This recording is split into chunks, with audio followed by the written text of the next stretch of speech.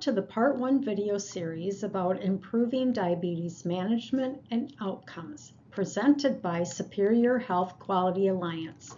This recording was developed for healthcare workers with an interest in providing care to individuals with diabetes.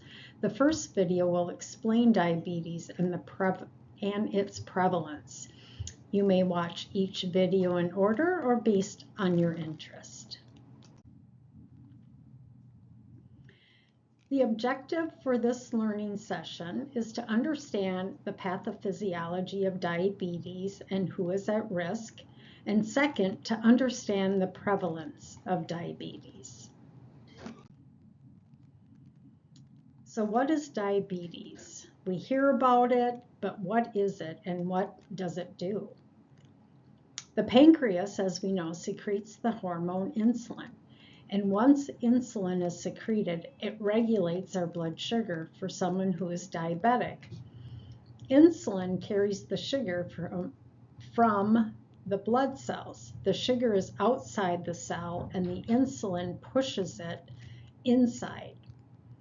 And that's what's supposed to happen. Once glucose is in the cell converts it to energy. That's how we move, breathe, walk, talk, and do all the things we do. When glucose remains in the bloodstream, it builds up because the pancreas does not secrete enough insulin. For a normal person, the pancreas is working, secreting insulin and regulating all the glucose. For someone who is potentially diabetic, their pancreas isn't working properly. It may be giving insulin, but not enough. Or it may not be pushing all of that glucose back into the cell. When we have glucose hanging around the cell, it affects every organ in the body. Those little pieces of sugar are like shards of glass in your vascular system. That's why diabetes isn't just about diet and exercise. It really affects everything.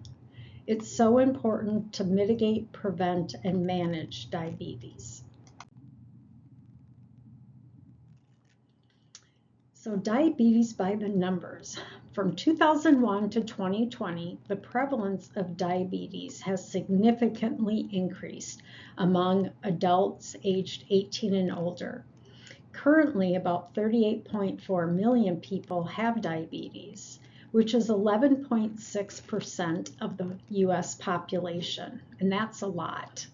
Out of these, 29.7 million people have been diagnosed with diabetes, while 8.7 million people have diabetes but have not been diagnosed or don't even know they have it. Considering how diabetes affects your entire vascular system and major organs, think about the people who don't know they have it. By the time they find out, it may be far along in the progression of the disease. Total pre-diabetes cases in the U.S. are 97.6 million. These individuals are at a point where they can make changes to avoid the disease progressing to full-blown diabetes. 27.2 million adults aged 65 and older have pre-diabetes.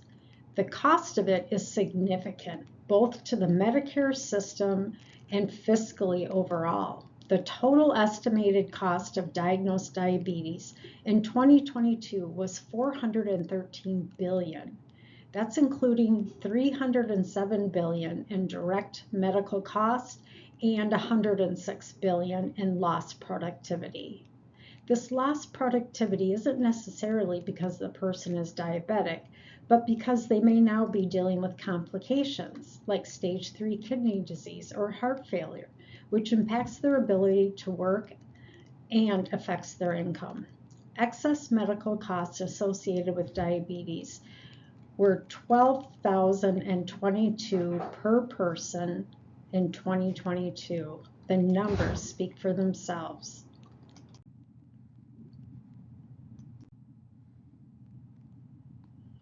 In summary, here are some key takeaways from today's presentation.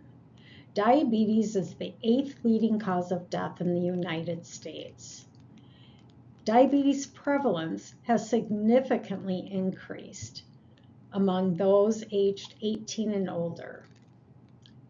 And millions of people who have diabetes may not even know they have it.